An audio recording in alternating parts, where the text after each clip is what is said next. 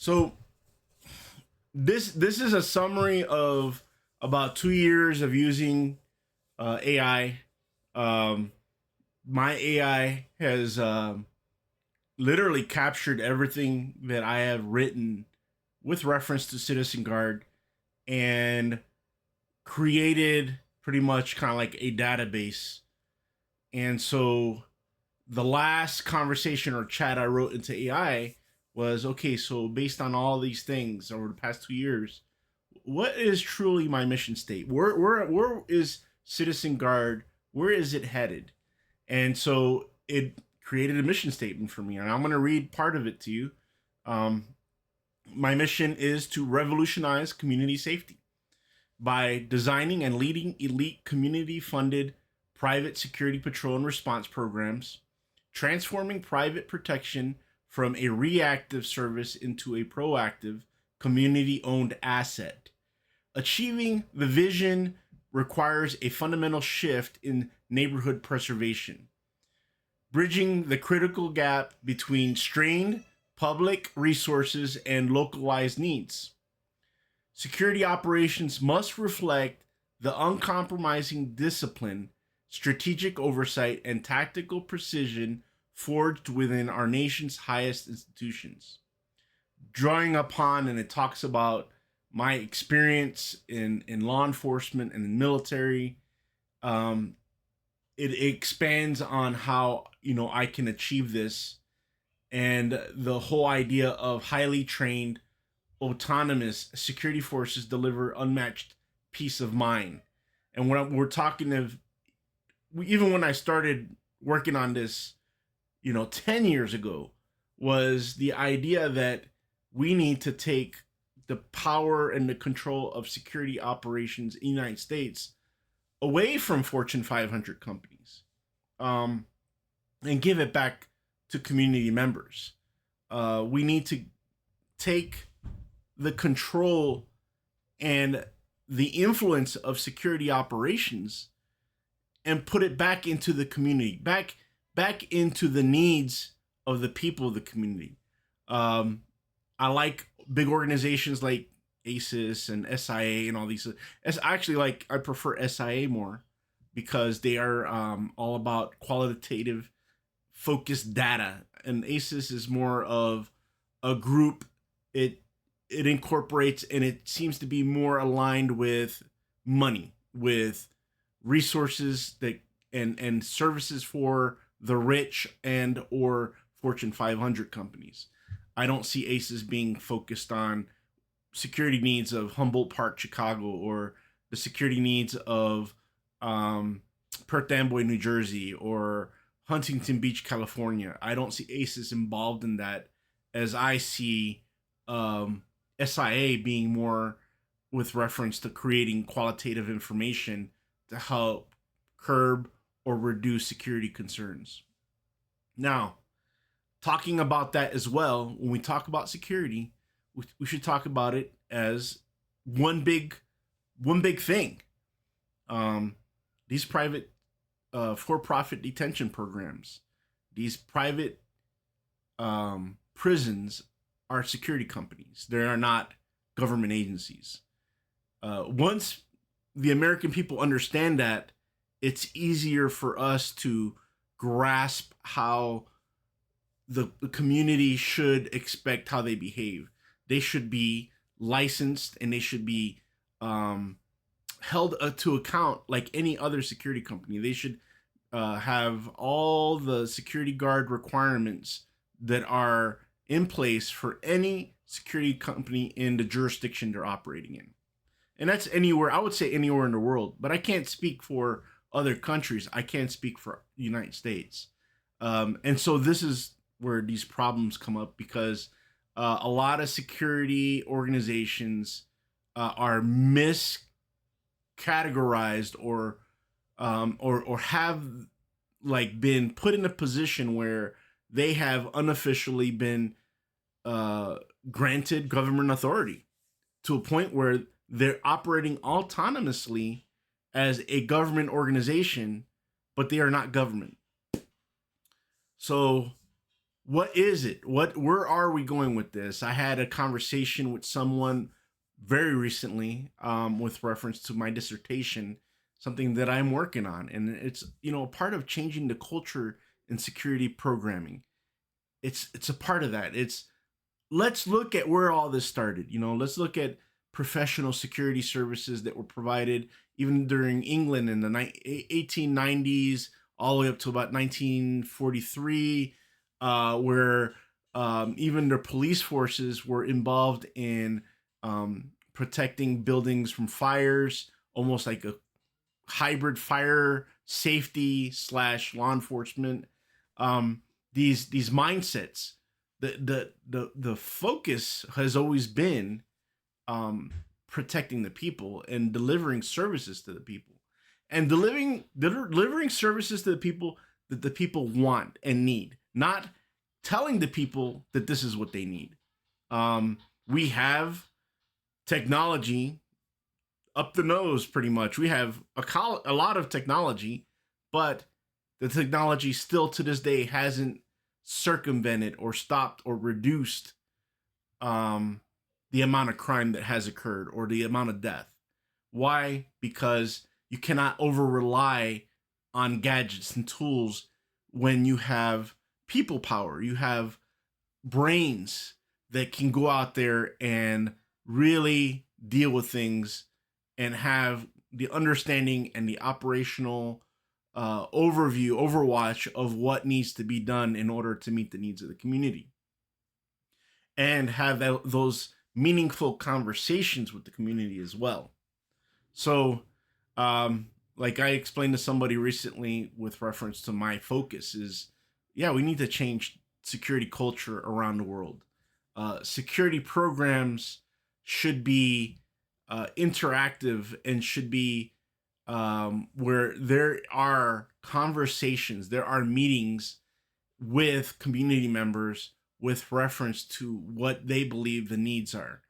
Um, Police, law enforcement, it's unfortunate, but a lot of them are understaffed. They don't necessarily have the resources to create proactive security measures and also react to crime, and some police agencies, police officers respond in a shift to one incident after the other all the way to the shift ends, and usually it takes them 3 or 4 days to write a report, sometimes even longer. Why? Because today's, especially today in this day and age, this is um we're going in June of 2026. uh Police organizations are overburdened with the basic things, the fighting crime and making certain the integrity and the structure of the community stays in place. So where does the security where does security fall in place with reference to any of the community? It's not replacing police.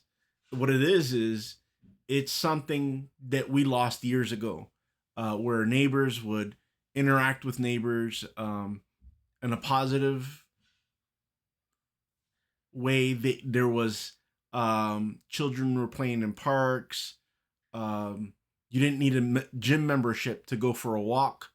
Um, you didn't have to have a golf club membership in order to go play golf. This is the issue, and so where are the influences of this? Why is it that these Fortune 500 companies, the industry, has so focused away from protecting the community to protecting the rich, protecting big Fortune 500 companies, um, creating these enclaves of rich or powerful, and pretty much marginalizing smaller communities, middle class communities, to a point where not only the security resources and opportunities are taken away from those communities, but also law enforcement and police are also, their resources are pulled away. And a good example for this is what's going on in Palm Beach County, Florida. I have family there. I was raised there a number of years as a young man, And I could tell you, I know historically that a good portion of the Palm Beach County Sheriff's taxpayer money has gone to the island of Palm Beach. And it's unfair because a lot of this taxpayer resources and money are going to a place that's not contributing to the county. They're not paying necessarily their fair share of taxes. And those middle class families, those communities outside of Palm Beach are marginalized. And the security organizations, everybody's focused on the rich or these Fortune 500 organizations. And so crime occurs literally within a voice distance from Palm Beach, almost as if it was a military base or something. You got like I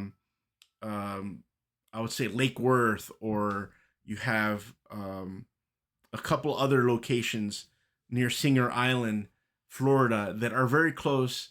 And constantly there is Riviera Beach. There are constantly issues, crime, murder. I mean, things, really bad things occurring.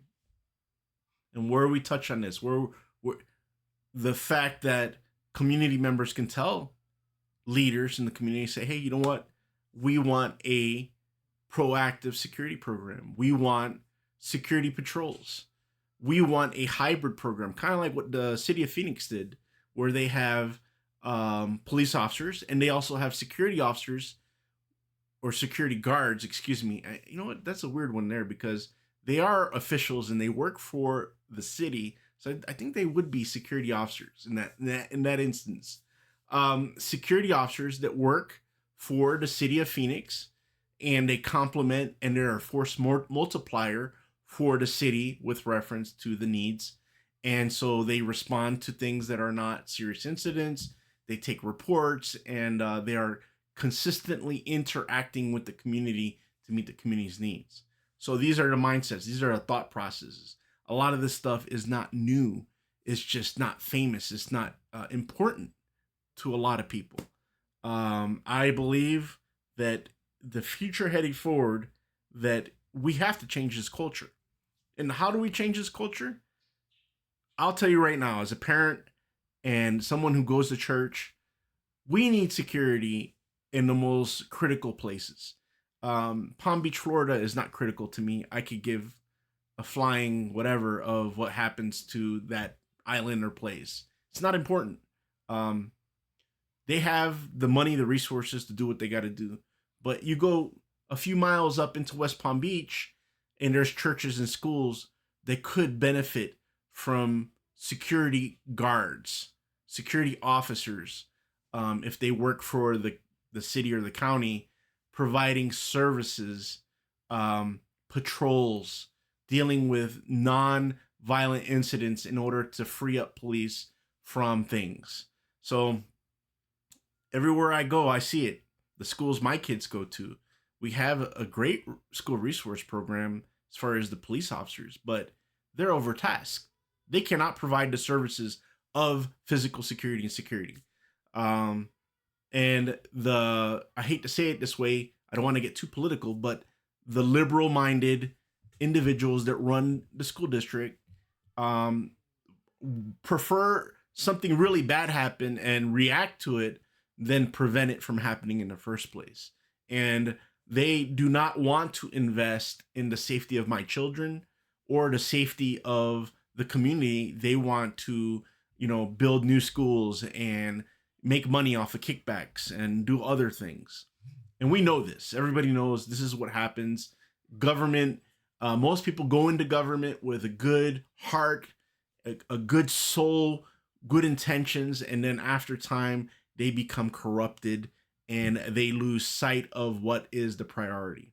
So I'm going back to the mission statement. So my mission is to revolutionize community safety by designing and leading elite community-funded private security, patrol, and response programs.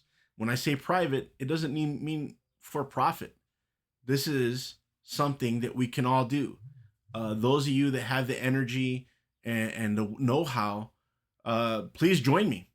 Let's do this together and focus on finding ways to, one, meet a standard and create a standard, create a mission statement for your community, and implement a program, whether it be funded by local community members, and it ensures that the peace is there. That when law enforcement arrive, that it's not a shootout or something that occurred where many people they're just picking up body bags.